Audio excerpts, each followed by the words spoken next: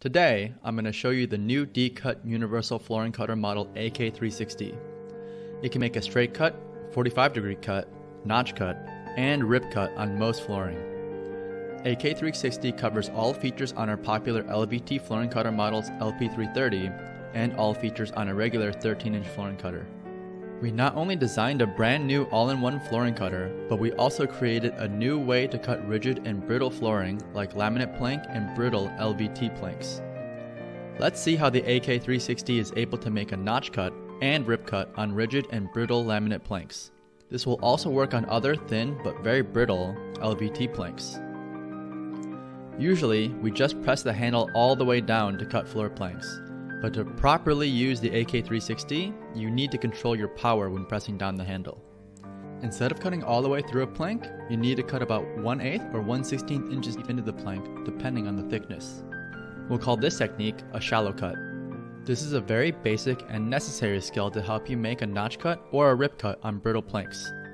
The reason that we're using a 7mm thick laminate plank to do this is because this laminate plank is very rigid and brittle. If you're able to make a notch cut or rip cut on a laminate plank like this, you should be able to handle all brittle floor planks like SPC, Diamond 10, and engineered wood planks. This is a common notch cut. As you can see from the two lines that we drew, this line is longer than the joint point, and this line stops about 2 millimeters away from this line. Now, we plan to make this notch cut. We always start our cut from the short side of the plank, which is a shallow cut. This is a real cutting blade from the AK-360 made of high quality tungsten steel. The first shallow cut will be here. Now, turn the plank upside down. This line is the same length as the one on the other side, and we will make our second shallow cut on this line. Then, we will turn the plank back to the front side. We need to cut to the end of this line and not over this line. This will be a full cut. The notch cut is finished. Now, let's make a real cut. We always start the first cut on the short side of the plank. Turn on the light and move the blade to the required position. At the same time, line up the plank with the edge of the table as a guideline to make a good cut. Now, we make the first shallow cut.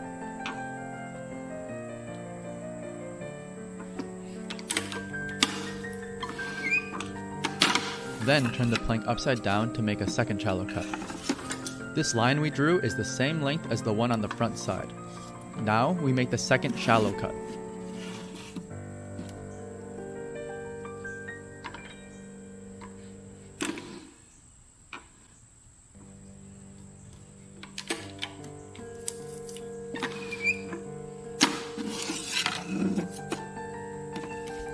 We turn the plank back to the front side to finish this notch cut. Always use the table edge as a quick guideline. This is a full cut.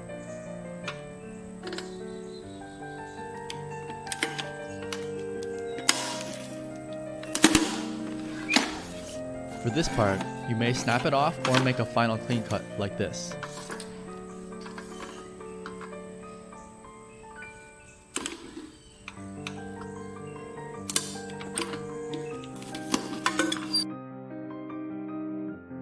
This is a normal notch cut example. Just like what we did on the first notch cut, we'll make a shallow cut on the short side first. Then turn the plank front side back to make a second shallow cut. This line is the same length as the one on the front side. Now we turn the plank back to the front side. As we already did two shallow cuts, if we make a full cut over this line as we did in our first notch cut, we may get a crack from this joint. So, we need to make 3 cuts instead of 1 cut to finish this notch cut. The first cut and the second cut are full cuts. As you can see, these lines are a little bit short and don't meet the vertical line. This is very important. The third cut is also a full cut. Let's make the first shallow cut on the short side of the plank.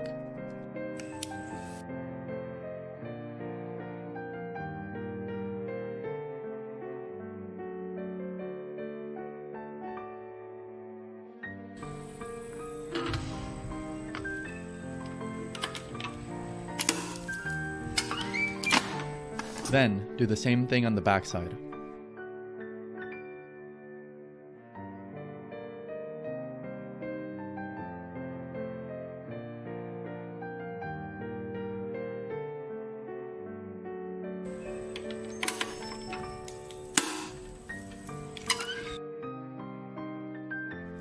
The first cut and the second cut will be a full cut.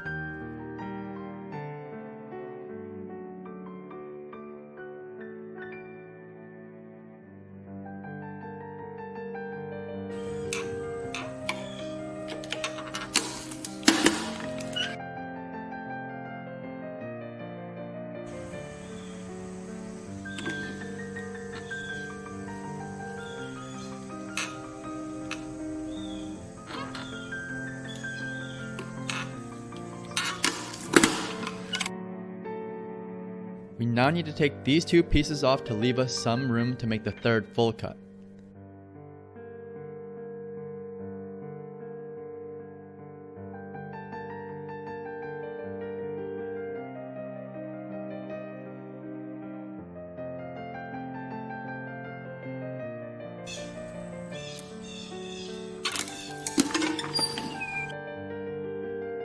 Now, we'll turn the plank this way and find that we can't make the third full cut as the supporting bracket blocks the plank. So, we need to move the plank to the outside bracket.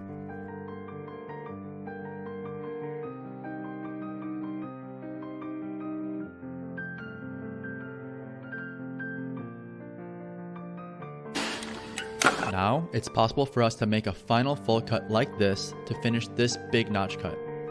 Be careful of your fingers as they may be pinched when the handle is pressed down.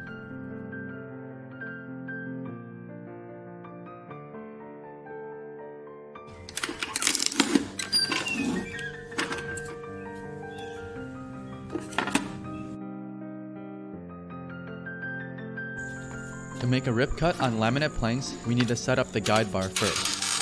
Then, we need to turn the plank face down to start the shallow cuts, step by step to finish one side. Then, we'll turn the plank face up with the same guide bar setting, make a few full cuts, step by step to finish the rip cut on this plank. For a rip cut on half-inch thick laminate or LVT plank, you may need to make a few shallow cuts along the entire plank on both sides before turning the finished side face up to finish the whole plank. For rip cuts on very thin but brittle vinyl planks, you just need to make a 2mm deep shallow cut all the way to finish the whole plank, and use your hands to snap it off from the cutting line.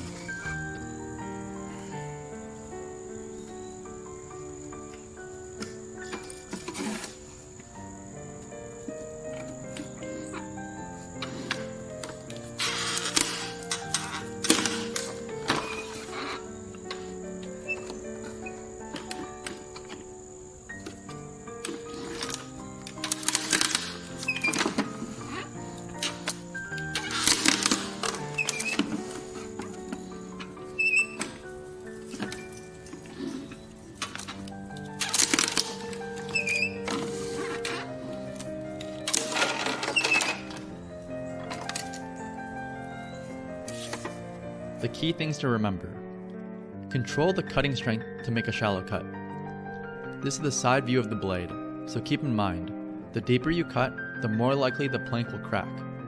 This will take some practice until you can easily control your cutting power. Also, the blade's bevel side should face the piece that you want to cut off. The reason that we only showed how to cut laminate planks today is because you'll be able to handle all other planks if you know how to make a notch cut and rip cut on laminate planks. For example, you may need 3 cuts, 2 shallow and 1 full cut, to make a notch cut on a laminate plank. But you may only need 1 shallow cut and 1 full cut on a vinyl plank to make a notch cut. Thank you for watching and enjoy your new cutter.